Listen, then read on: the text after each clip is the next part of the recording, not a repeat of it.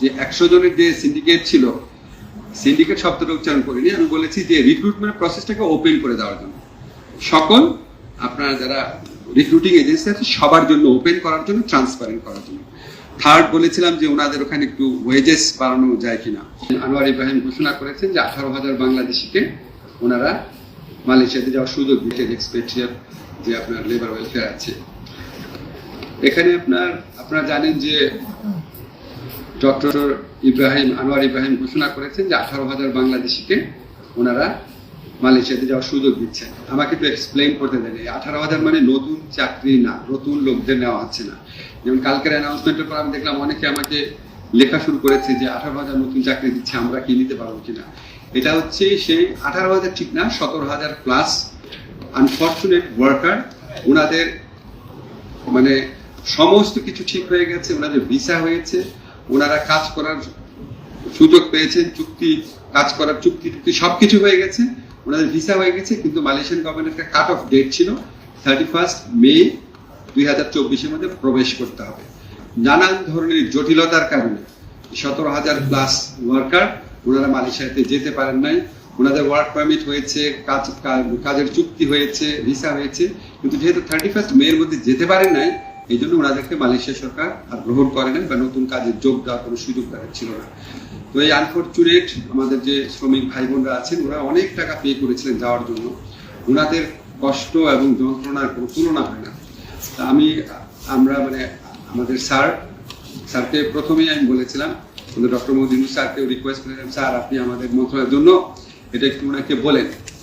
কালকে যখন ওনারা এয়ারপোর্ট থেকে যখন ইন্টারকন্টিনেন্টাল হোটেলে আসছিলেন, তখন স্যার এবং আনোয়ার ইব্রাহিম সাহেব ওনারা ঘনিষ্ঠ বন্ধু, এই জন্য ওনারা একই গাড়িতে করে এসেছেন, যেটা আসলে একই করে গাড়িতে করে আসার কথা না। এটা ইন্ডিকেট করে ওনাদের কত ঘনিষ্ঠ সম্পর্ক।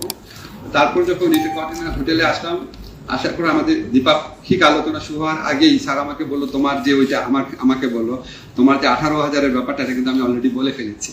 তো আলোচনার সময় যখন আমি কিছু বলার সুযোগ পেলাম, তখন আমাদের মাননীয় যে মালয়েশিয়ান প্রধানমন্ত্রী আছে, উনি নিজের থেকেই বললো 18,000 শ্রমিকের ব্যাপারে উনি একটা প্রতিশ্রুতি দিল যে ওনাদেরকে মালয়েশিয়া যাওয়ার সুযোগ দেওয়া হবে।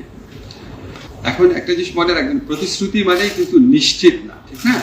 এখন এই কমিটমেন্টটা এসছে, আমরা মালয়েশিয়াতে আমাদের যে বাংলাদেশ হাই কমিশন আছে, এটার মাধ্যমে এবং আমাদের মিনিস্ট্রির মাধ্যমে এই প্রতিশ্রুতিটাকে যত দ্রুত সম্ভব কার্যকর করার জন্য আমরা প্রচেষ্টা চালাবো। আজকে রাতেই ওনাদের সম্মানে একটা ডিনার আছে, সেখানে মালয়েশিয়া যে বাংলাদেশের রাষ্ট্রদূত আছেন, ওনার সাথে আমি মিটিংয়ে বসবো। আমাদের লেবার সেক্রেটারি এবং অন্যান্য যারা কর্মকর্তা আছেন ওনারাও থাকবেন।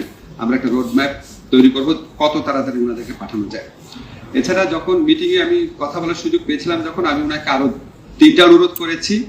একটা হচ্ছে আমাদের মালয়েশিয়াতে যে বন্ধ বাজার আছে, মালয়েশিয়াতে আবার এই বাজারটাকে ওপেন করা, যাতে আমরা নতুন করে শ্রমিক পাঠাতে পারি।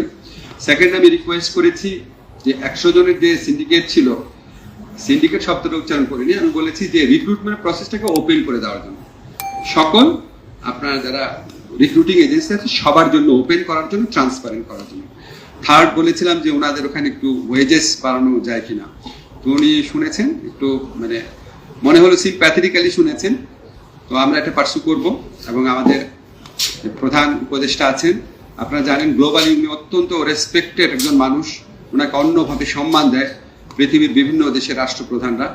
এবং আমরা স্যার আমাকে নিশ্চয়তা দিয়েছেন প্রবাসী যারা শ্রমিক আছে তাদের কল্যাণের জন্য এবং প্রবাসে আমাদের কর্মসংস্থান বৃদ্ধির জন্য যা করা দরকার, স্যারের সহযোগিতা আমরা সব ক্ষেত্রে পাবো। উনি বেশ কয়েকবার আমাকে বলেছেন। এ প্রসঙ্গে আপনাদের আমরা আরেকটা জিনিস জানাতে চাই। আমরা একবার কিছুদিন আগে ঘোষণা করেছিলাম যে যারা প্রবাসী মিডল ইস্টে যাচ্ছেন, মধ্যপ্রাচ্যে আমাদের যে শ্রমিক ভাই বোনরা যাচ্ছেন, ওনাদের জন্য আমরা এয়ারপোর্টে অনেক ফ্যাসিলিটিস দিব, ভিআইপিরা যেরকম ফ্যাসিলিটিস পায় সেরকম দিব, কিন্তু বলেছিলেন যে লাউঞ্জের ব্যবস্থা করা যাবে না। আজকে আপনাদেরকে আমরা আনন্দের সাথে জানাতে চাই, আমরা আমাদের মধ্যপ্রাচ্যে যে শ্রমিক ভাই বোনরা আছে ওনাদের জন্য আলাদা স্পেশাল লাউঞ্জের, এটা খুব দ্রুত সার্ভার, এটা মাসখানেকের মধ্যে শিওর, মানে 2 সপ্তাহ মধ্যে হয়ে যাবে।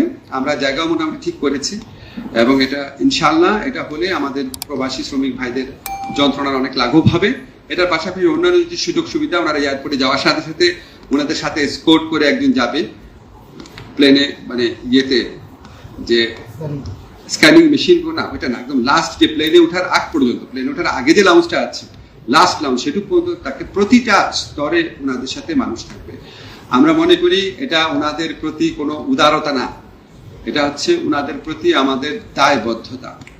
এটা বহু আগেই করা উচিত ছিল, বহু আগেই আমাদের প্রবাসী যারা ভাই বোন আছে, বিশেষ করে যারা প্রবাসী শ্রমিক আছেন, যারা খুব কষ্ট করে আমাদের রেমিটেন্স পাঠান, তাদেরকে আমরা উপযুক্ত মর্যাদা দিতে পারি নাই। এই মর্যাদা দেওয়া, তাদের কমফোর্ট দেওয়া, তাদের কল্যাণ নিশ্চিত করা, সেগুলির জন্য আমাদের সরকার আমাদের চিফ উপদেষ্টার, প্রধান উপদেষ্টার নেতৃত্বে কাজ করে যাচ্ছে এবং আমরা এটা করতে বদ্ধপরিকর। আপনাদের সবাইকে ধন্যবাদ।